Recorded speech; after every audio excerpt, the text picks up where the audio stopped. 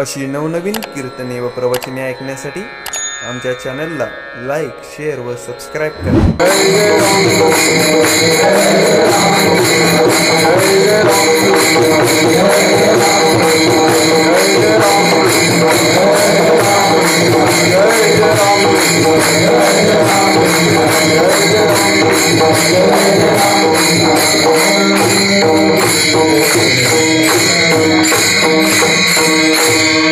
रूप पाहता लोचनी सुख झाले उदादनी, सुख झाले उदादनी, सुख झाले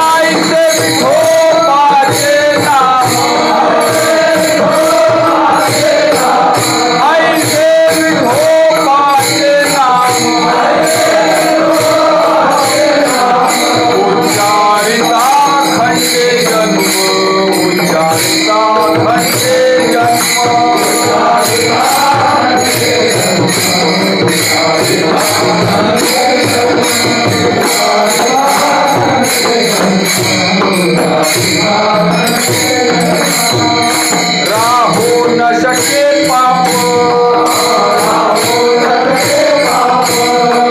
राहू न शके पाप जायसी विधतो ताप जायसी विधतो ताप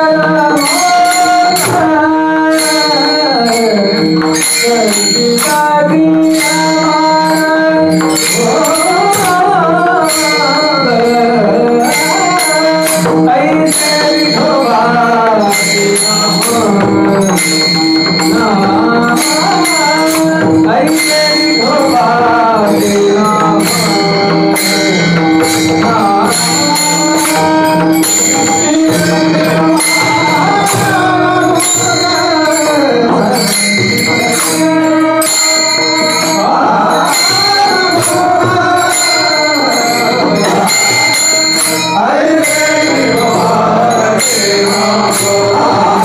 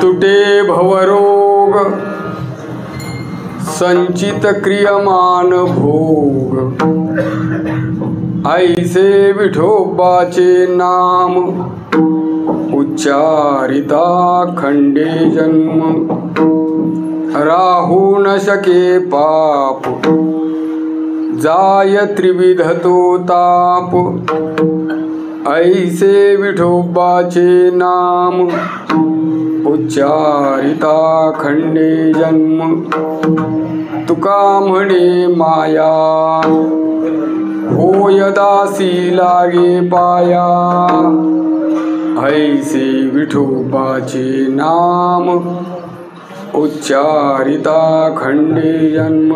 विठ्ठल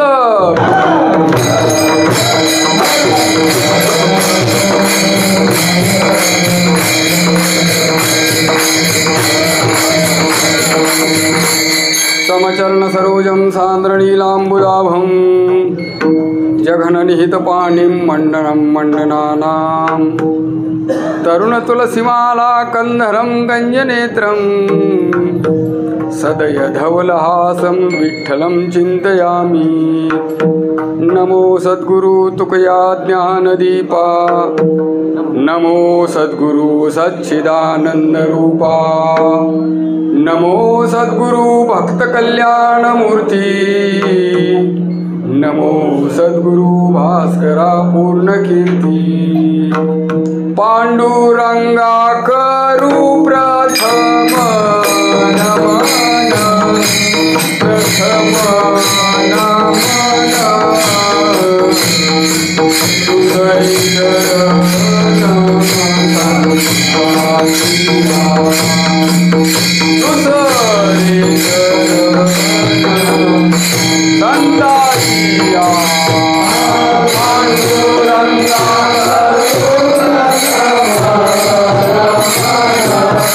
Yes,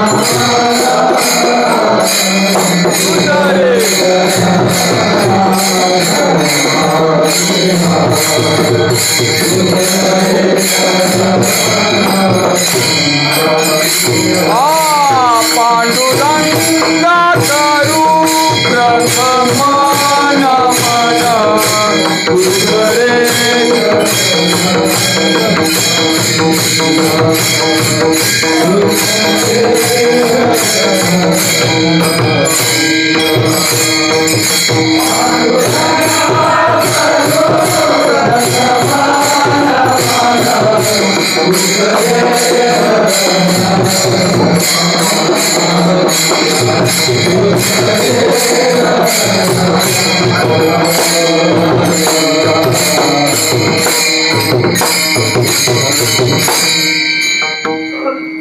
तुटे भवरोग संचित क्रियमान भोग ऐसे विठोबाचे नाम उच्चारिता खंडे जन्म. श्रीमंत श्री जगद्गुरु तुकोबाराय यांचा हा अभंग मी सेवेसाठी घेतलेला आहे आणि हाच अभंग आजच्या सेवेसाठी घेण्याचा माझा एक विशिष्ट उद्देश आहे, तो मी कीर्तनाच्या शेवटी आपल्याला सांगेल. हा अभंग मी का घेतलेला आहे तेव्हा त्या अभंगाच्या संबंधीचं प्रयोजन मी आपल्याला सांगणारच आहे. पहिल्यांदा अभंगाचा थोडक्यात अशा प्रकारचा काय विषय आहे, काय विचार महाराज मांडतात या अभंगातून, याचा आपण अशा प्रकारचा आणखी परामर्श घेऊया. विठ्ठल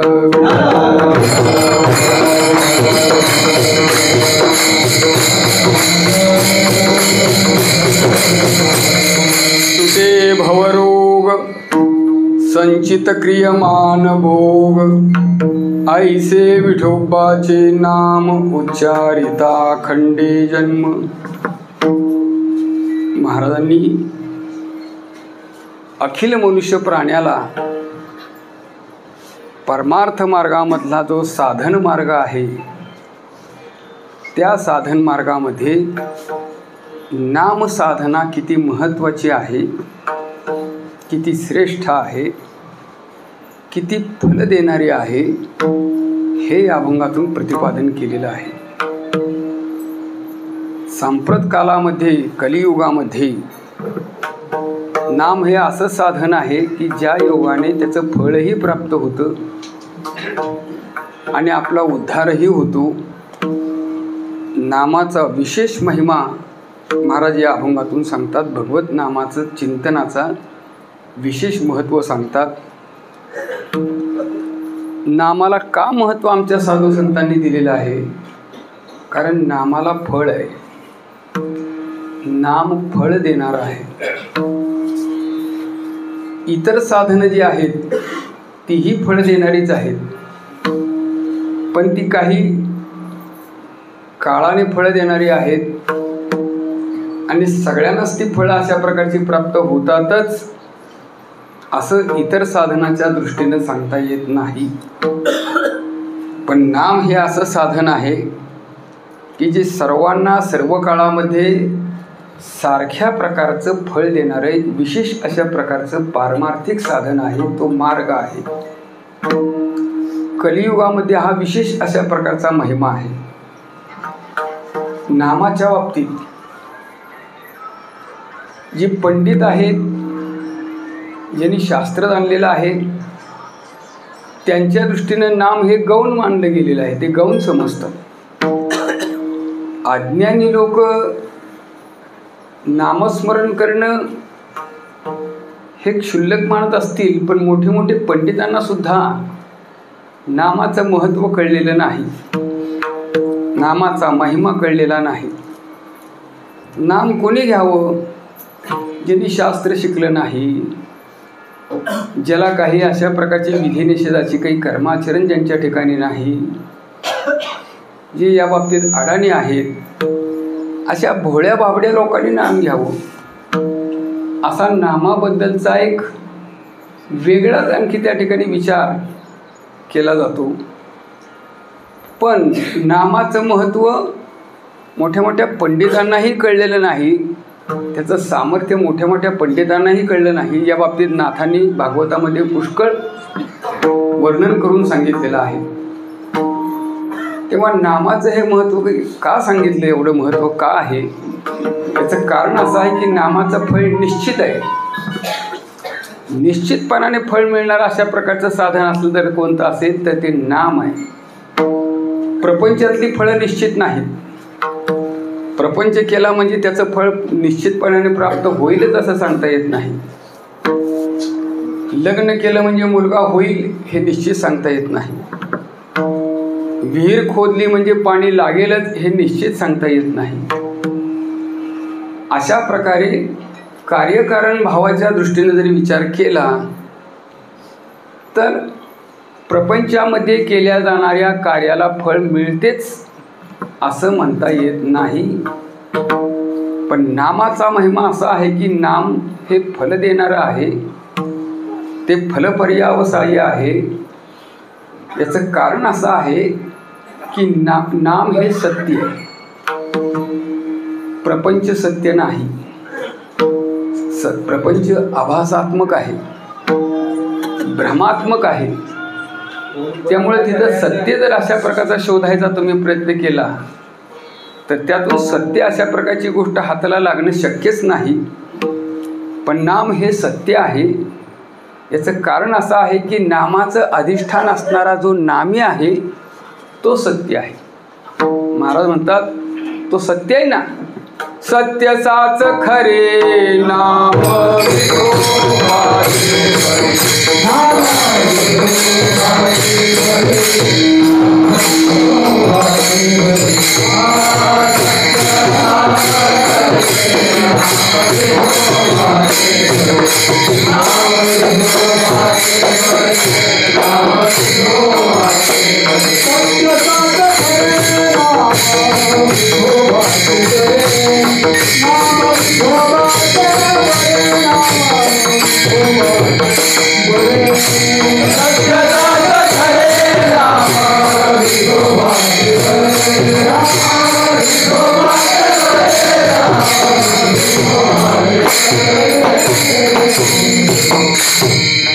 सत्य साच खरे.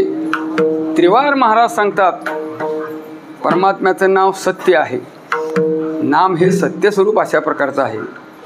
परमात्म्याचं नाव सत्य का? कारण परमात्मा सत्य आहे. सत्य तू सत्य तू सत्य तू विठ्ठला,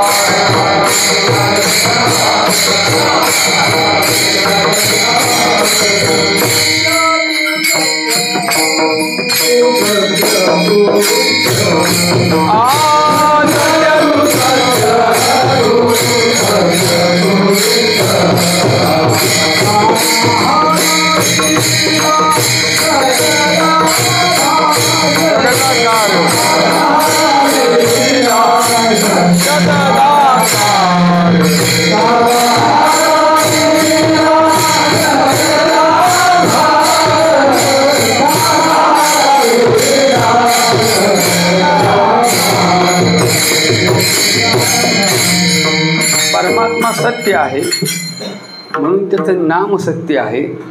आणि नाम सत्य आहे म्हणून त्याच्यापासून प्राप्त होणारं फळही सत्यच अशा प्रकारचं आहे, निश्चित स्वरूपातलं आहे. ते फळ कोणतं आहे त्याचंच अशा प्रकारचं वर्णन महाराजांनी किती फळं प्राप्त झालेली आहेत. एक परमात्मा नामाच्या योगाने नामस्मरणाने कोणती फळं प्राप्त झालेली आहे. ऐसे विठोबाचे नाम. ऐसे म्हणजे कैसे तर सगळी यादी ज्याच्यामध्ये दिली आहेत. काय काय या नामातून फळ प्राप्त झालेलं आहे. तुटे भवरोग, भवरोगाचा नाश होतो एक फळ.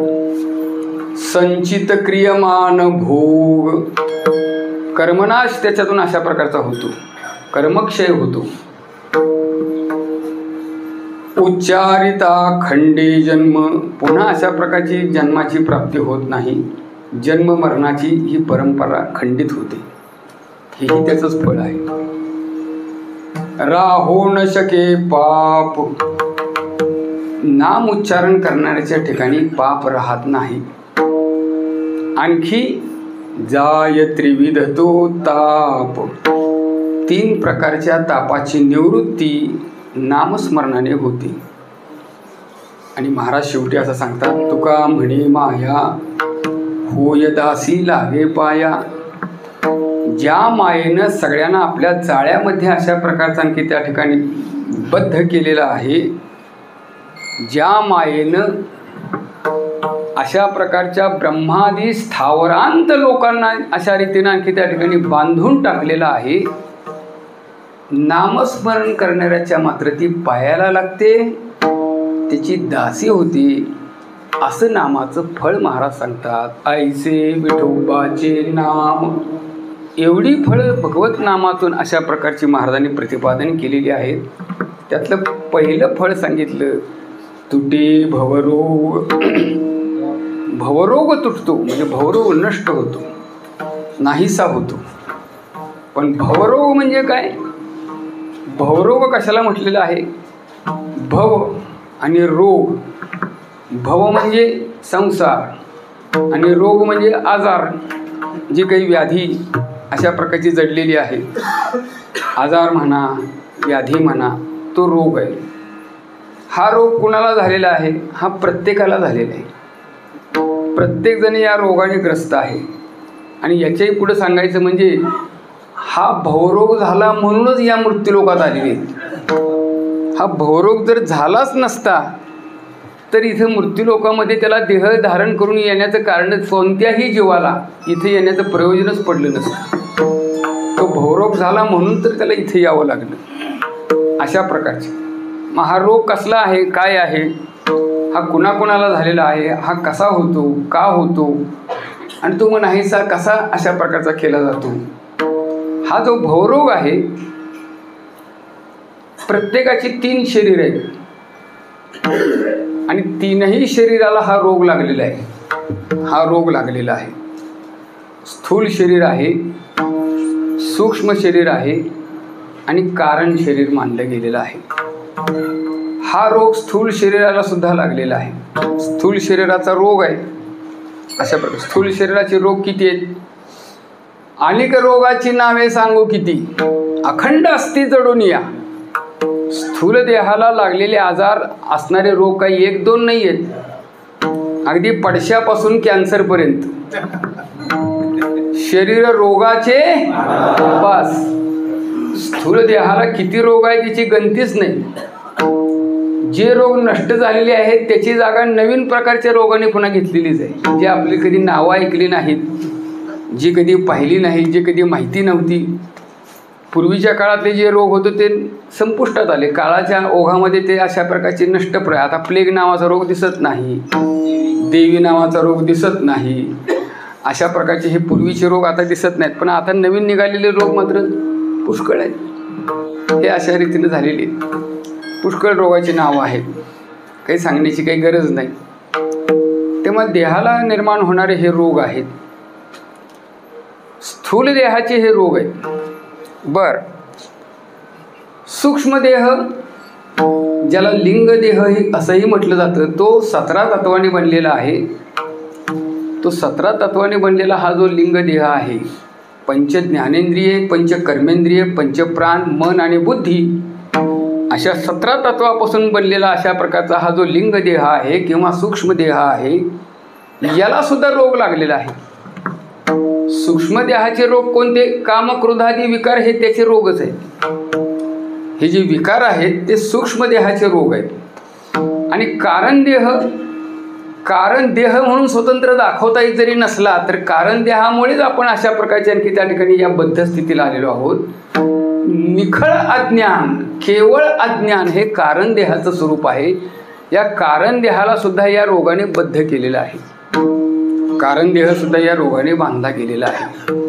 अशा प्रकारे स्थूल, सूक्ष्म आणि कारण या 3ही देहाला असा हा भवरोग झालेला आहे, म्हणजे संसाररूपी रोग झालेला आहे. भवरोग शरीरालाही तो झालेला आहे, स्थूल देहाला, सूक्ष्म देहालाही झालेला आहे तो रोग. संसाराचाच अशा प्रकारचा हा रोग जडलेला आहे, संसाराचा रोग जडलेला आहे. कारण महाराजांनी सूक्ष्म देहाचा रोग सांगत असताना काम क्रोध सो संसार तो शिरभार चलावे असं म्हटलेलं आहे. कामक्रोध अशा प्रकारच्या विकाराने ग्रस्त असणं हा एक संसाराचाच भाग आहे. देहाच्या दृष्टीने विचार केला तर तो संसाराचाच भाग आहे. पुन्हा जन्माला येतो, पुन्हा मरतो, पुन्हा जन्माला येतो, पुन्हा मरतो, अशा प्रकारच्या जन्ममृत्यूच्या फेऱ्यामध्ये सापडलेला हा देह हा संसारामधलाच अशा प्रकारचा एक स्थूल देहाचा तो भाग मानला गेलेला आहे. पुनरपि जननम पुनरपि मरणम पुनरपि जननी जठरे शयनम इह संसारे. आचार्यांनी असं म्हटलेलं आहे, या संसारामध्ये तो देहाने येतो जातो हा स्थूल देहाचा संसार. कामक्रोधादी विकार हा सूक्ष्म देहाचा संसार आणि अज्ञानजन्य अवस्था निर्माण झालेली तो कारण देहाच्या बाबतीतला. अशा प्रकारे असणारा या तीनही देहाच्या ठिकाणी असणारा हा जो भवरोग आहे, हा भवरोग सगळ्यांनाच जडलेला आहे. असं कोणी म्हणू शकत नाही की मला हा रोग झालेला नाही, प्रत्येकाला झालेला आहे. अगदी मुंगीपासून ब्रह्मदेवापर्यंत सगळे या रोगाने अशा प्रकारचे आणखी बाधित आहेत. सगळ्यांना या रोगाची बाधा झालेली आहे, सगळे या रोगाने ग्रस्त आहेत, अशा प्रकारचे आहेत. मग असं जर असेल तर या रोगाचं नेमकं स्वरूप काय आहे, हा रोग झाला हे ओळखावं तरी कसा. महाराज म्हणतात अशा प्रकारचा हा जो रोग झालेला आहे ना, त्या रोगाची काही लक्षणं महाराजांनी सांगितलेली आहेत.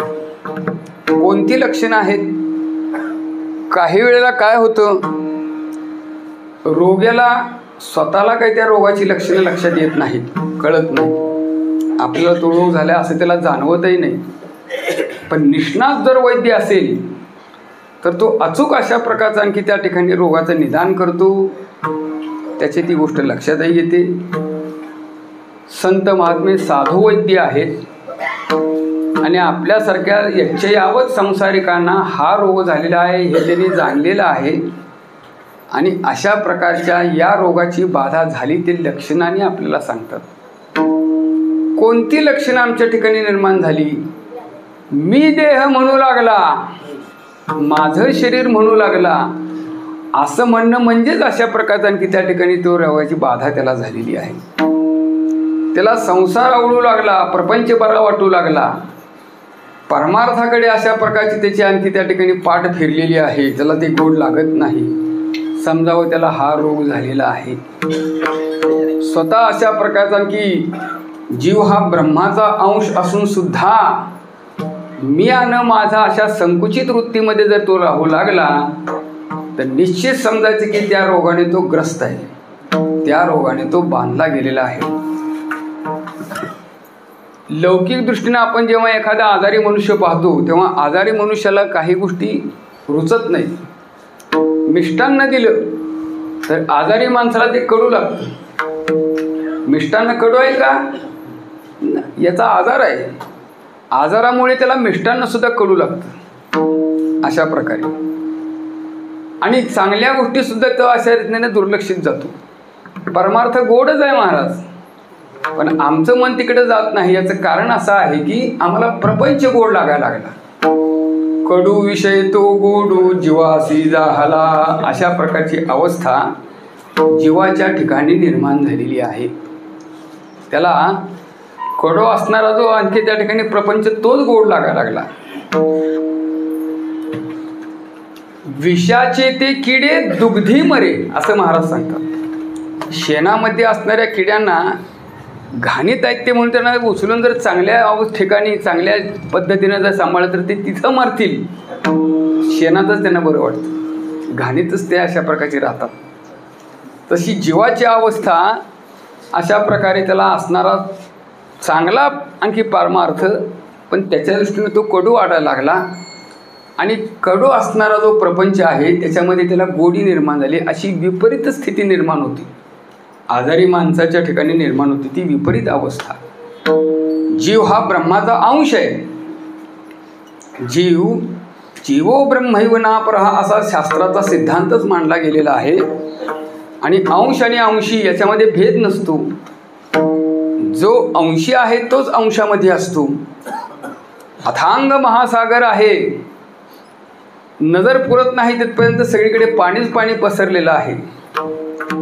मग त्या पाण्याचे गुणधर्म जाणण्याकरता एकाने त्या महासागरातल्या पाण्यापैकी 1 चमचाभर पाणी घेतलं आणि त्या पाण्याचं परीक्षण जेव्हा केलं तेव्हा त्या पाण्याचे जे गुणधर्म आहेत ते सगळ्या महासागरातल्या पाण्याचे गुणधर्म आहेत. त्याला वेगळं सांगायचं गरज नाही. तसं जीव हा ब्रह्माचाच अंश असल्या कारणामुळे तो ब्रह्मापासून वेगळा नाही. तो ब्रह्मस्वरूपच आहे. पण अशी स्थिती त्याला का झाली, तो दुःखी का झाला, तो अशा प्रकारचा बद्ध का झाला. ज्ञानेश्वर महाराजांनी फार सुंदर अशा प्रकारचे वर्णन सांगितलं आहे. व्याधी जडली व्याधी, आत्मया जीवबुद्धी, ते जयाचे जळली क्षयव्याधी, ते जयाचे सन्निधी निरुजा कीजे. अत्यंत व्यापक असणारा, विशाल असणारा, सर्वज्ञ स्वरूपात असणारा हा जो आत्मा आहे, आत्मस्वरूप आहे, त्याच्या ठिकाणी क्षयव्याधी निर्माण झाली. जीवबुद्धीची क्षयव्याधी निर्माण झाली. जीवबुद्धी निर्माण झाली म्हणजेच ती क्षयव्याधी निर्माण झाली. आणि अशा क्षयव्याधीनं व्यापक आणि विशाल असणारा तो जीव स्वतःला संकुचित मानू लागलेला आहे. म्हणून महाराज म्हणतात तुम्ही स्वतःच्या ठिकाणी संकोच करू नका आणि तसा मानूही नका. संकोचोनी काय झाला तिला हान,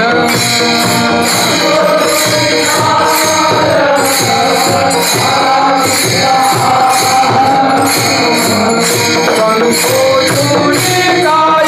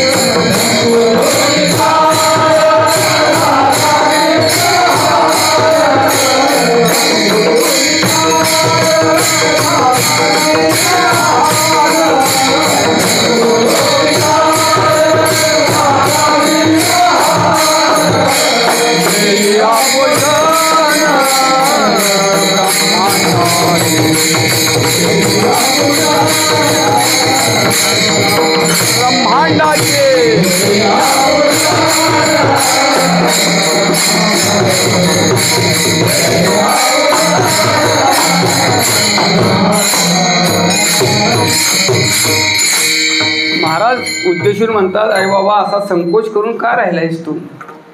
जीवाचा संकोच क्षयव्याधी, आणि ज्याला क्षय झालेला आहे तो प्रत्येक दिवशी अशा प्रकारचा क्षीण होत होत होत होत होत शेवटी त्याचा नाश होतो. आत्मया जीवबुद्धी लागली होती जे क्षयव्याधी, ते जयाचे निसन्निधी निरुजा कीजे. या शुद्ध सत्व संपन्न असणाऱ्या, व्यापक स्वरूप असणाऱ्या या आत्म अशा प्रकारच्या स्वरूपाला जीवबुद्धीचं अशा प्रकारची व्याधी जडली. या क्षयव्याधीनं त्याचा संकोच झाला, तो लहान झाला, तो अशा प्रकारचा संकुचित झाला आणि त्यामुळं तो झिजत चालला, क्षीण होत चालला. कारण देहाच्या ठिकाणी लागलेला हा क्षयरोग आहे, अज्ञानरूपी असणारा, अज्ञानरूपी असणारा. म्हणून सगळ्यात महत्त्वाची गोष्ट जर साधकाच्या बाबतीत भगवान जर सांगत असतील तर त्यानं मी आणि माझं या दोन गोष्टी पूर्णपणे बाजूला ठेवल्या पाहिजे. देह म्हणजे मी आहे आणि हे सगळं जे चाललेलं आहे ते माझं आहे, अशातला कर्तृत्वाचा आणि भोक्तृत्वाचा अहंकारही त्याने टाकावा लागतो आणि त्याच्याविषयीचा आणखी ममत्वही त्याने बाजूला ठेवावं लागतं, आसक्ती बाजूला ठेवावी लागते. अशा प्रकारे दुसऱ्या अध्यायामध्ये स्थितप्रज्ञाची लक्षणं सांगताना भगवान सांगतात, विहाय कामान्य पुमांस सर्वान् शरति निस्पृहा. विहाय कामान् सर्वान् पुमांस शरति निस्पृहा निर्ममो निरहंकारः स शांतिमधिगच्छति. हे स्थितप्रज्ञाचं लक्षण आहे. आणि तेच लक्षण पुन्हा 12व्या अध्यायामध्ये भक्ताची सांगितलेले आहेत. अद्वेष्टा सर्वभूतानां मैत्रः करुण एव च. पुढं निर्ममो निरहंकारः. बस इथंच थांबा. निर्मम निरहंकारः, माझं नाही आणि मी नाही. भक्ताची ही स्थिती अशीच असते, स्थितप्रज्ञाची ही स्थिती अशीच असते, गुणातीत पुरुषाची स्थिती ही अशीच असते. भगवंतांनी सगळ्या अशा प्रकारचं वर्णन करत असताना निर्मम आणि निरहंकार अशा प्रकारची स्थिती ती निर्माण झाली की संकोच निर्माण झालाच म्हणून समजा. ती निर्माण झाली की त्याच्या ठिकाणी क्षयव्याधी निर्माण झालीच म्हणून समजा. मग असं जर असेल तर मग याचा उपाय काय? अशा प्रकारे कारण देहाची क्षयव्याधी घालण्याकरता, स्थूल सूक्ष्म देहाच्या ठिकाणी निर्माण झालेले हे विकार नाहीसे करण्याकरता, हे दोष घालवण्याकरता, हा रोग संपवण्याकरता, हा संसार रूपी रोग त्याला जो लागून राहिलेला आहे तो नष्ट करण्याकरता काय उपाय आहे? महाराज सांगतात, हे जी भव रोगाचे औषध.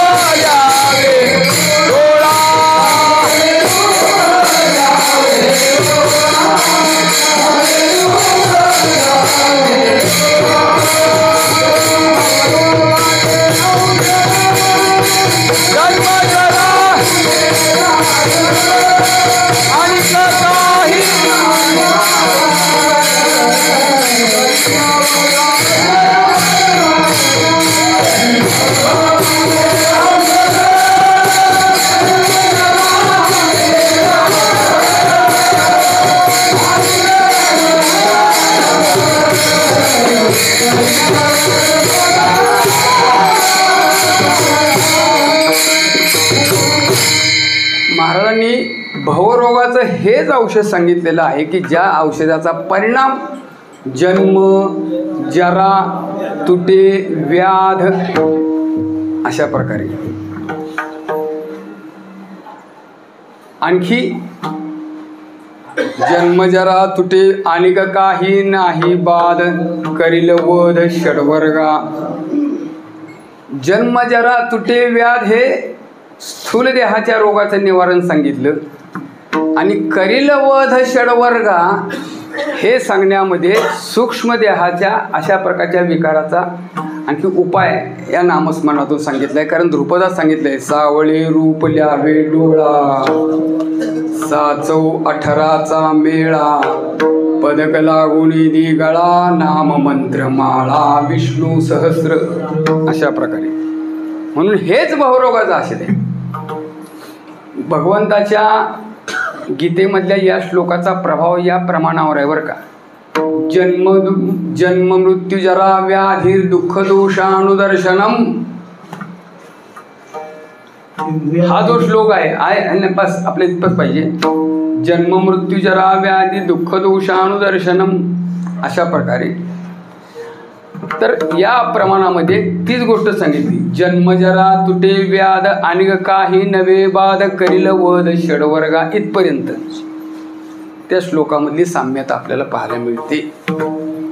तात्पर्य असं आहे की भवरोगाचं हे औषध आहे. या औषधाच्या योगाने शरीराचाही अशा प्रकारचा आणखी त्या ठिकाणी रोग नष्ट होतो, संसार रोग नष्ट होतो, सूक्ष्म देहाचाही रोग नष्ट होतो, कारण देहाचाही बाध होतो, स्थूल देहाचा अशा प्रकारचा रोग नष्ट होतो. म्हणजे काय होतो, तो आपला अशा प्रकारच्या देहाचा देहपणाच नाहीसा झालेला असतो, त्याचा देहाचा विसरच पडलेला असतो.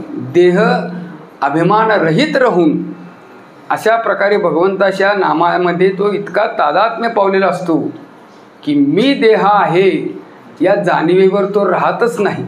अशा प्रकारे महाराज म्हणतात की अखंड अशा प्रकारच्या भजनानंदामध्ये तो गुंतलेला आहे.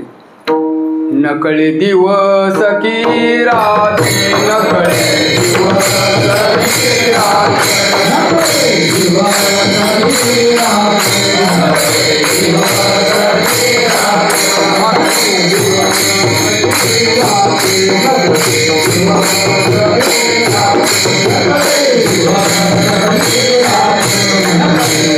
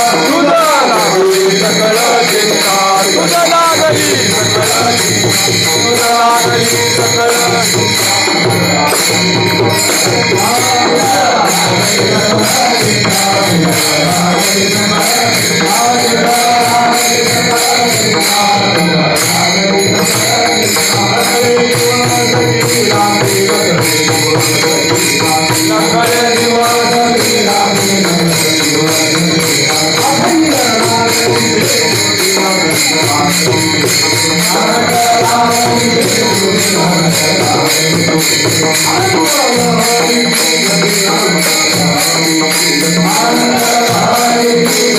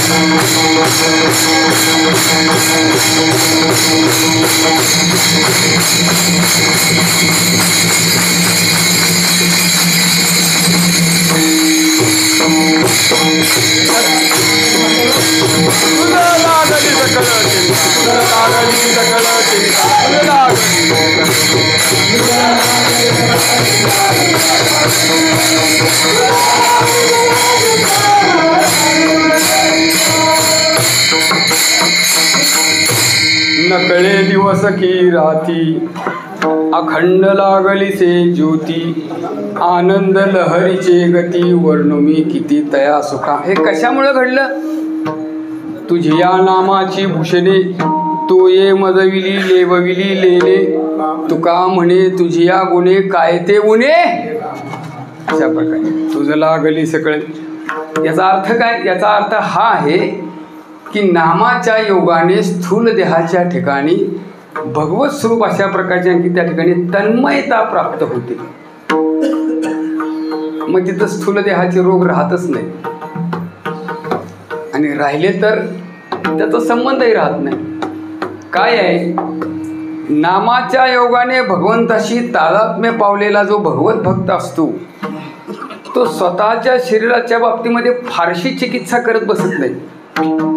माझा पाय दुखतोय का, माझे गुडघे दुखतेत का, माझी कंबर दुखतेय का, मला अमुकच होतंय का, काय त्याचा तो विचारच करत नाही. याचं कारण असं आहे की हा देह आहे, शरीर आहे आणि ते त्याच्या गतीनं जाणारच आहे, त्याच्या गतीने ते चालणारच आहे, त्याच्या अशा प्रकारच्या अवस्थेतून ते राहणार आहे.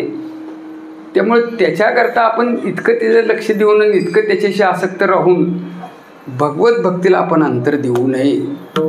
आपण त्याच्याशी तन्मय राहावं. शरीराचे भोग आहे ते शरीर भोगत राहील. भगवंताने एक गोष्ट अर्जुनाला फार सुंदर सांगितलेली आहे. तो जो महात्मा असतो त्याची शरीर सगळ्यांचीच शरीर सगळीच कामं करत असतात. तो खात असतो, पीत असतो, बोलत असतो, चालत असतो, श्वास घेतो, झोप घेतो, बोलतो, कामं करतो, डोळ्याने उघडझाप करतो, पापण्यांची नाकाने श्वास घेतो, सगळं करतो. पण ते शरीराचे धर्म आहेत, ते चाललेत. इंद्रिय त्यांची कामं करतात, शरीर शरीराचा धर्म करतोय. माझा त्याच्याशी संबंध नाही. नैव किंचित करोमीति युक्त म्हणणे तत्त्वविद. आणि बघा पुढचा सगळी रांगच्या रांग लागली आहे. अशा प्रकारे पश्यन शृण्वन् स्पृशन गृह्णन जिघ्रन नश्नन गच्छन स्वपन प्रलपन विसृजन गृह्णन उन्मिशन निमिशन नपि इंद्रियाणि इंद्रियार्थेषु वर्तन्त इति धारय. बस हे सगळं सांगितलं. गरजच नाही ना त्याच्याकडे. म्हणून या औषधाच्या योगाने, या भगवत चिंतनाच्या योगाने देहभाव नाहीसा होतो. देहभाव नाहीसा होतो. हे पहिलं. स्थूल देहाचा हा रोग दूर झाला. सूक्ष्म देहाचा रोग नामाच्या योगाने कसा काय नाहीसा होतो ते तर फारच महाराजांनी सरळ सांगितले. काम क्रोधे केले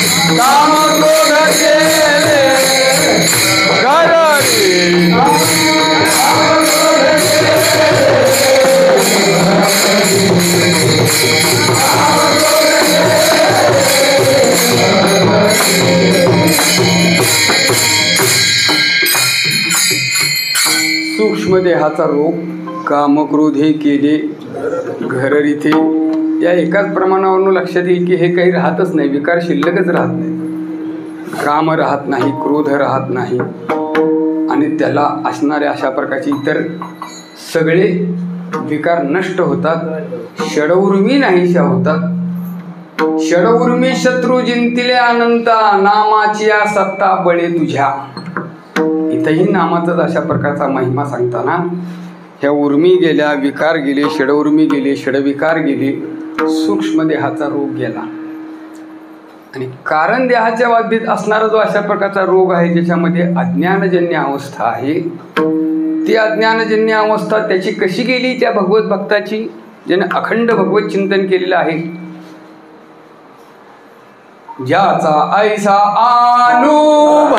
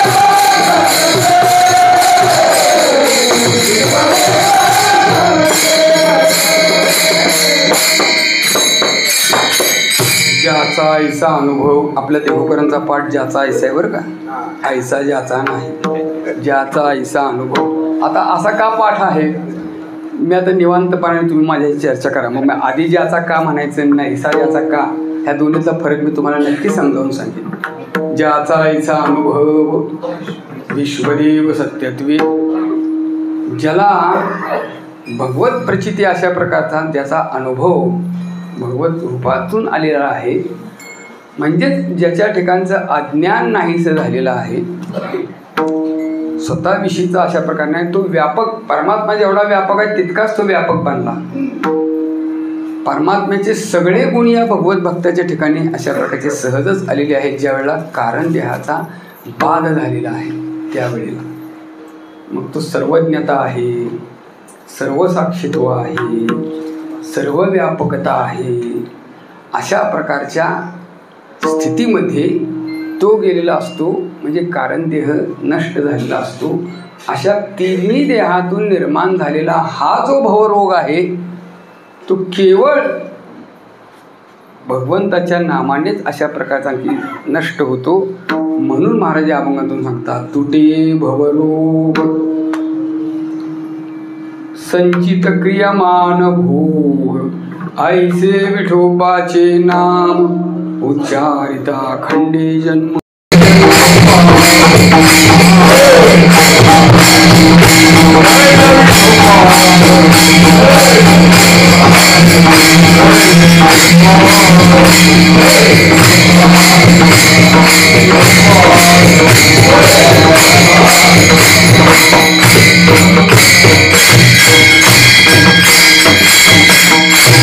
तुटे भवरोग संचित क्रियमान भोग. भगवान नामाचा महिमा सांगत असताना त्याचं जे फळ प्राप्त होतात त्याच्यामध्ये मुख्य तर भवरोग गेलेला आहे.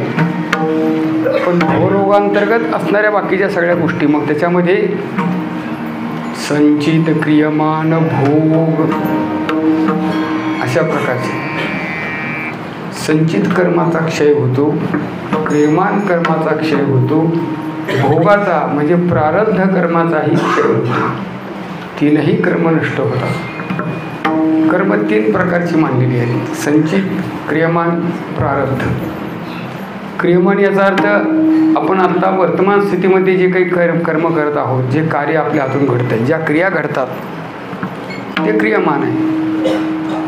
मग ते क्रिया केल्यानंतर त्याच्यापासून प्राप्त होणारं फळ काही वेळेला लगेच प्राप्त होणारे असतात, काही वेळेला कालांतराने प्राप्त होणारे असतात. काही फळं दृष्ट आहेत, काही अदृष्ट आहेत वगैरे वगैरे.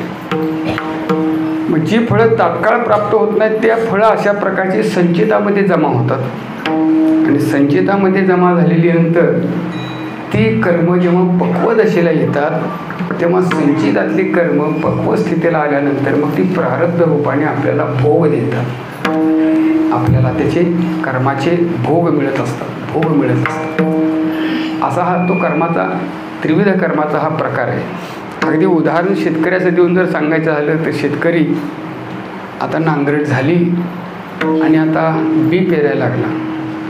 बी पेरत असताना ही जी सगळी त्याची क्रिया चाललेली आहे ती क्रियमान कर्म आहे त्याचं सगळं. आता तो बी पेरतो, तण काढतो, पाणी देतो, खताचा डोस देतो, त्याची निगा राखतो, सगळं काही करतो. कालांतराने मग ते पीक वाढायला लागतं आणि मग मोठं झाल्यानंतर त्याची कणसं वगैरे येतात, त्याच्यापासून पीक काढलं जातं.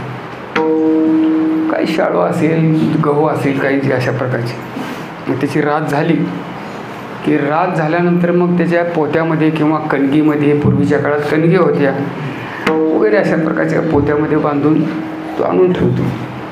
आणि आणून ठेवल्यानंतर मग जशी जशी गरज लागेल तसं तसं त्यातला थोडा थोडा थोडा थोडा अन्नात ते धान्य काढत असतो आणि त्यात वापरात आणत असतो.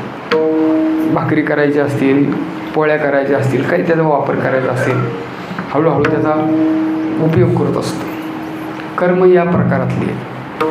शेतातलं काम करण्याकरता प्रवृत्त झालेला शेतकरी जेव्हा शेत प्रत्यक्षात करत असतो त्यावेळेला त्याचं ते क्रियमान कर्म असतं. त्याच्यापासून प्राप्त झालेलं जे फळ आहे पण ते अजून प्रत्यक्षात आणलेलं वापरात नाही तोपर्यंत जे साठवून ठेवलेलं आहे ते संचित कर्म आहे. जेव्हा प्रत्यक्ष त्या फळाचा त्या धान्याचा वापर तो सुरू करतो आणि त्याचा भोग घ्यायला लागतो त्यावेळेला ते प्रारब्ध कर्मामध्ये परिवर्तित झालेलं असतं. अशा प्रकारे महाराज म्हणतात की भगवन नामाच्या योगाने या तीनही कर्माचा नाश होतो, म्हणजे कर्मक्षय होतो, याची बाधकता राहत नाही. ह्या कर्माची बाधा आहे आपल्याला, क्रियमान कर्माची बाधा आहे, संचित कर्माची बाधा आहे आणि आपल्याला आता जे अनुभव जे सुखदुःखाची फळं प्राप्त होतात ते प्रारब्ध कर्माचीच फळं आपण भोगत असतो. चांगली असो वाईट असो जी कोणती फळं आपल्याला प्राप्त होत राहतात ते आपल्या प्रारब्ध कर्माने आपल्याला प्राप्त होत असतात. अशा रीतीनं पण तुमची इच्छा असो अगर नसो प्रारब्ध कर्माची फळं आपल्याला भोगावीच लागतात, ती भोगत राहावीच लागतात. अदृष्ट भोग असतात ती, त्यामुळे त्याला काही इलाज नाही, त्याला ते भोगल्याशिवाय अशा प्रकारचे भोगत नो फळटळे अशा प्रकारचा आणखी त्या ठिकाणी ज्ञानेश्वर महाराज सुद्धा हेच सांगतात. अगा रोगी काय रोगिया का दरिद्र्या वडे दरिद्रिया परी भोग विजय बळिया. बस अदृष्टाची भोग त्याला भोगावे लागतात. पण इथे मात्र जेव्हा भगवत नामचिंतनाने तो भगवत भक्त तदाकार झालेला असतो, तीन देहाने तो अशा प्रकारचा भगवत रूप स्थितीमध्ये गेलेला असतो, तन्मय झालेला असतो, त्यावेळेला क्रियमान कर्म त्याचं जे क्रियमान कर्म त्याच्या देहाकडून जे कर्म होत असते त्याला ते अशा प्रकारचं बाधक ठरतच नाही. भगवन नामचिंतनामध्ये सगळी कर्म त्याले भगवन अर्पण झालेली असतात. संचितातली जी कर्म असतात ती जळून नष्ट झालेली असतात. भगवंताच्या नामाच्या योगाने, नामाच्या महिमाने अशा प्रकारचे त्या कर्माचा क्षय झालेला असतो. आणि प्रारब्धाचे जे भोग असतात ते भोगल्याशिवाय गत्यंतर नाही हे जरी खरं असलं तरी त्या भक्ताची भोग देवच भोगत असतो. तुका म्हणे जय जय करी तुका म्हणे जय जय करी हरी भोगिता हरी भोगिता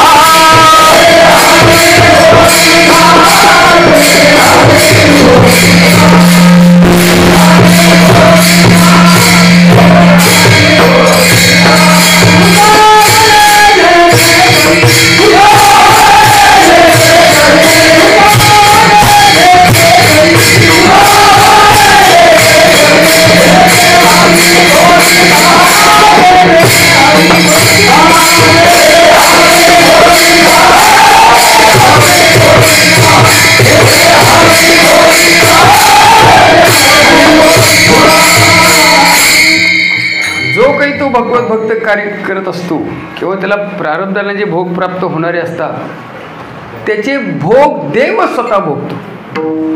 अंब ऋषी कारणे जन्म सोसिले, शाप मिळाला अंब ऋषीला, ते जन्म भोगायची होती अंब ऋषीला, पण देवा तो आमचा कृपाळ भक्त प्रतिपाळ दिनवत्सल असा तो परमात्मा असल्या कारणामुळे, तो भक्तवत्सल असल्या कारणामुळे अंब ऋषीचे जन्म देवाने आपल्यावरच घेतले सगळे आणि त्याचे जन्म देवाने भोगलेले आहेत. त्यामुळं प्रारब्ध कर्माचा त्याचा अशा पद्धतीनं नाश होतो की त्याची बाधा त्याला पोचतच नाही. हरी कृपे त्याचा नाश झाला,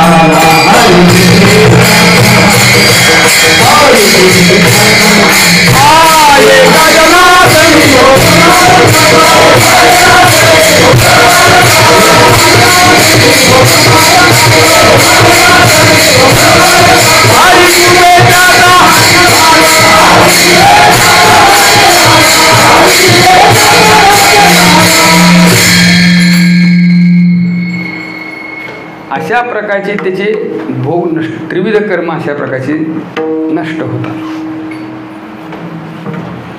प्रारब्ध, क्रियमान आणि संचित. म्हणून इथे महाराज म्हणतात संचित क्रियमान भोग का ऐसे विठोबाचे नाम. हा प्रभाव. आणखी फळ काय, राहू न शके पाप. नामचिंतन करणाऱ्याच्या ठिकाणी पाप राहत नाही.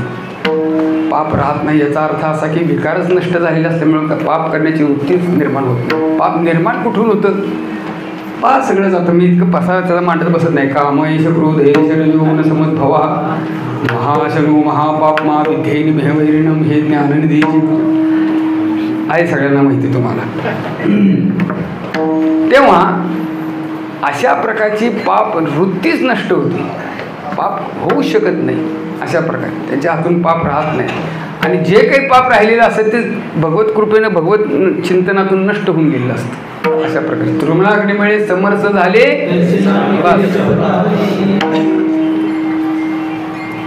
गवत जसं अग्नीमध्ये जळून भस्मसात होतं तसं ते पाप नष्ट होऊन जातं, जळून राख होऊन जातं, त्याचं काही शिल्लक राहत नाही. जाय त्रिविध तो ताप. 3 प्रकारचे ताप आहेत. एक आदिभौतिक आहे, आदिदैविक आहे आणि आध्यात्मिक आहे. 3ही प्रकारचे ताप प्रापंचिकाच्या ठिकाणी देह तुम्ही धारण केलाय ना, हे ताप आहेतच प्रत्येकाला. असं समजू नका की आम्हाला ताप नाही, सगळ्याला आहे. महाराजांना सुद्धा आहे आणि बाकीच्या लोकांना सुद्धा आहे, सगळ्यांनाच आहे. पखवाज वाजवणाऱ्याला आहे, म्हणणाऱ्याला आहे, टाळकऱ्याला आहे, ऐकणाऱ्याला आहे, बघणाऱ्याला तर फार आहे बरं का. तर हा जो त्रिविध ताप आहे, त्रिविध ताप अशा प्रकारचे नष्ट होतात. आणि सगळ्यात महत्त्वाची गोष्ट महाराज सांगतात, तुका म्हणे माया होय दासी लागे पाया. मायेचं स्वरूप सांगत असताना नाथ महाराजांनी भागवतामध्ये असं म्हटलेलं आहे, माया म्हणजे भगवत शक्ती, भगवत भजने तिची निवृत्ती, आन उपाय तेथे न चलती, भक्त सुखे तरती हरिमाया. बस. माया हे काय आहे, ही भगवंताची शक्ती आहे. मूळ माया, आधी माया जी आहे ती भगवंताची शक्ती आहे, ती सगळ्यांना ग्रासून त्याने टाकलेली आहे. हे जरी खरं म्हणजे माया त्याची आहे, पण आपण माया आपल्याजवळ घेऊन बसायला बघतो, आपण माया आपल्यापाशी थांबवायला बघतो, आपण माया आपल्यापाशी रोखायला बघतो. आपली नाहीच आहे तरी ती तुमच्यापाशी थांबेलच कशी, राहीलच कशी, ती भगवंताचीच आहे. अशा प्रकारे ती भगवत शक्ती आहे. मग तिची जर निवृत्ती व्हायची असेल, ह्या मायेचा अशा प्रकारचा आणखी निवृत्ती व्हायची असेल तर तिथं काहीच होत नाही, त्याचंच भगवत भजन केलं पाहिजे. माया म्हणजे भगवत शक्ती, भगवत भजने तिची निवृत्ती, आन उपाय तेथे न चलती, भक्त सुखे तरी ती हरिमाया. भक्त जे असतात ते भगवत भजनातून अशा प्रकारची ही माया सहजच तरून जातात. नाथ महाराज पुढच्या ओळीत असं म्हणतात की जरी जाहले वेदशास्त्र संपन्न, तीही न करती भगवत भजन, माया निवर्तक ब्रह्मज्ञान तयाही जाण कदा नुपजे. सगळं काही शास्त्र जाणलं आहे, अमुक केले तमुक केले, सगळे वेदशास्त्र जाणले, आगामी पूर्ण ज्ञान झाले, पुराण मात्रे जाणलेले आहे ते वर्म वेगळे, बस ते सगळं बाजूलाच राहिलं. मग अशा प्रकारच्या वेदशास्त्राने परिपूर्ण असणारा एखादा पंडित जरी असला, वैदिक जरी असला, तरी महाराज म्हणतात, नाथ महाराज म्हणतात, तीही न करती भगवत भजन. जर त्यांनी भगवत भजन केलं नाही, भगवंताची भक्ती केली नाही, तर मग माया निवर्तक ब्रह्मज्ञान तया ही जाण कदा नुपजे. ज्या ब्रह्मज्ञानाची प्राप्ती मायेच्या निवृत्तीनंच होत असते, ते ब्रह्मज्ञान त्याला कधीच होऊ शकणार नाही. अशा प्रकारची ही माया त्या भगवंताला शरण जाण्यामध्ये त्याच्या नामचिंतनानेच होते, हे स्वतः भगवंतानेच सांगितलेले आहे. दैव्येशा गुणमयी मम माया दुरत्यया मामेवये प्रपद्यन्ते माया मेताम तरंती ते. याच्यावर टीका पुष्कळ विस्तृत आहे माया नदीचं वर्णन करताना, पण शेवटी माऊली असं म्हणतात, तेथे एकची लीला तरले जे सर्व भावे मज भजले तया आईलीच थडी सरले माया जळ. अशा प्रकारे म्हणून महाराज म्हणतात, तैसे विठोबाचे नाम उच्चारिता खंडे जन्म ज्ञानेश्वर.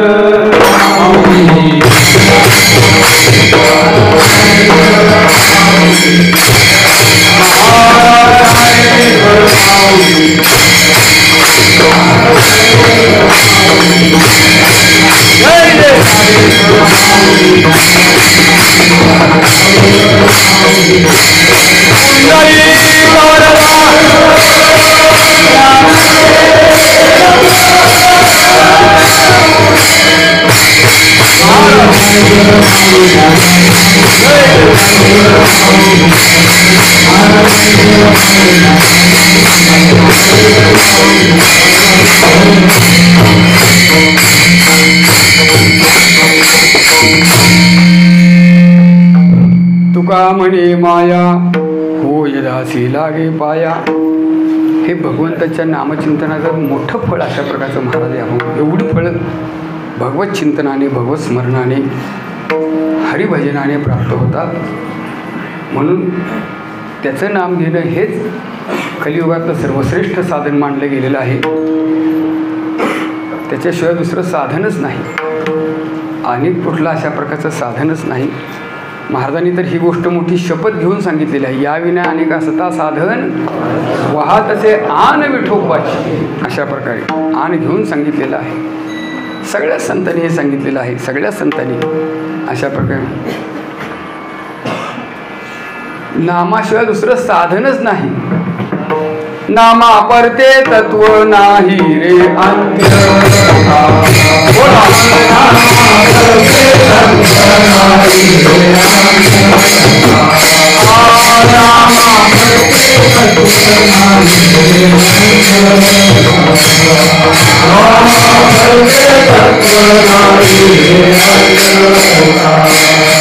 वाया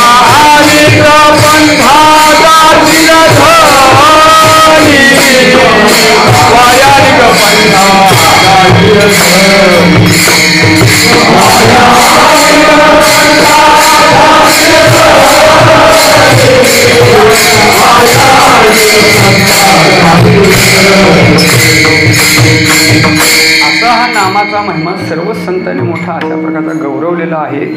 हा केवळ अर्थवाद नाही, तर तो यथार्थवाद त्याने अशा प्रकारचा प्रकट केलेला आहे आणि स्वानुभवातून संतांचं सांगणे. महाराज म्हणतात, आम्ही स्वानुभवाने छाती ठोकपणे आत्मविश्वासाने ही गोष्ट सांगतात. मला हा अनुभव आहे, मी अनुभवाने सांगतो.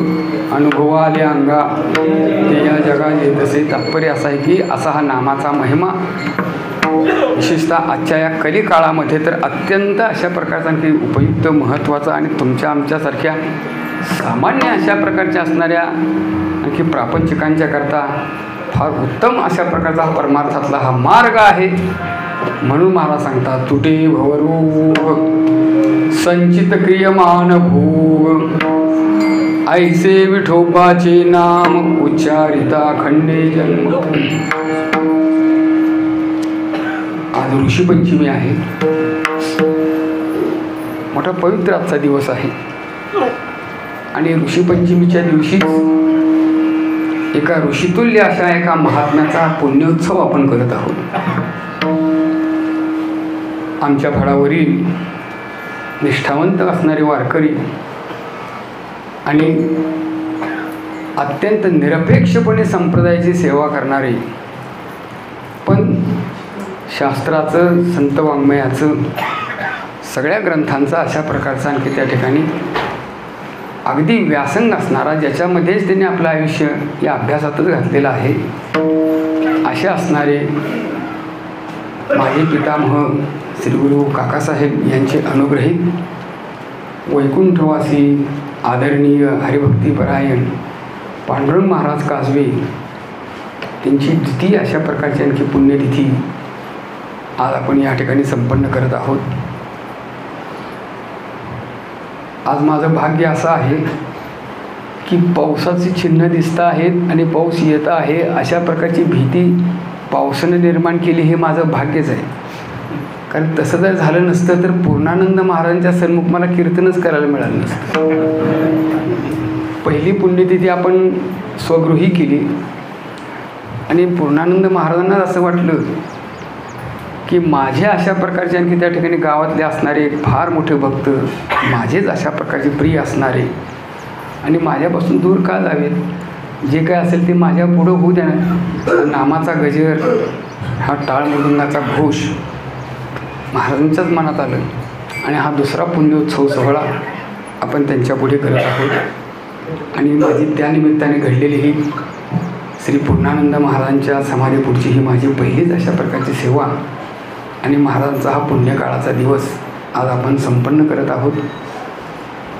मी तुम्हाला सुरुवातीला असं म्हटलं की मी हा कीर्तनाला जो अभंग घेतलेला आहे तो हेतुपुरस्सर मी घेतलेला आहे. त्याचा हेतू असा की याच अभंगावर वैकुंठवासी आदरणीय श्री पांडुरंग महाराज काजवेने कीर्तन केलेलं होतं. केव्हा केलेलं होतं? साधारणपणे 45 ते 50 वर्षापूर्वी आलूरच्या मारुती मंदिरात त्यांनी कीर्तन केलेलं होतं बरं का. आलूरच्या मारुती मंदिरात त्यांनी 40-45 वर्षापूर्वी याच अभंगावर कीर्तन केलं होतं. आणि आलूरचे असणारे आपले बंडोबंद काय आनंदराव आलूरकर, वैकुंठवासी आनंदराव आलूरकर, त्यांनी मला ते सांगितलं, त्यांनी ते मला ऐकवलं आणि म्हणून मी मग आजच्या दिवसाचं औचित्य साधलं. महाराजांनी ज्या अभंगावर कीर्तन केलेलं होतं 40-45 वर्षापूर्वी, तेव्हा तोच अभंग त्यांच्याच निमित्ताने आपण अशा प्रकारचा घ्यावा.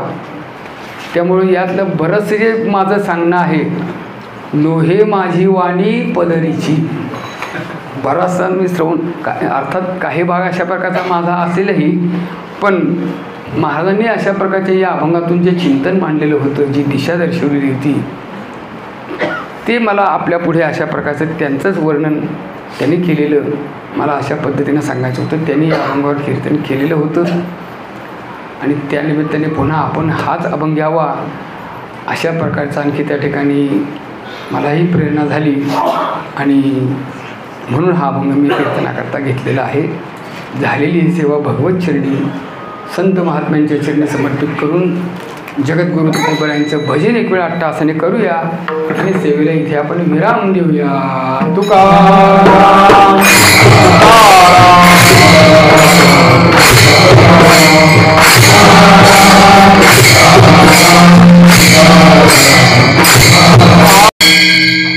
सर्वांना फुलं दिलेलीच आहेत.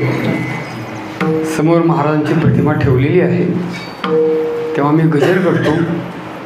गजर केले की प्रतिमेच्या दिशेनं आपल्या हातातील फुलांची पुष्पवृष्टी करायची आहे.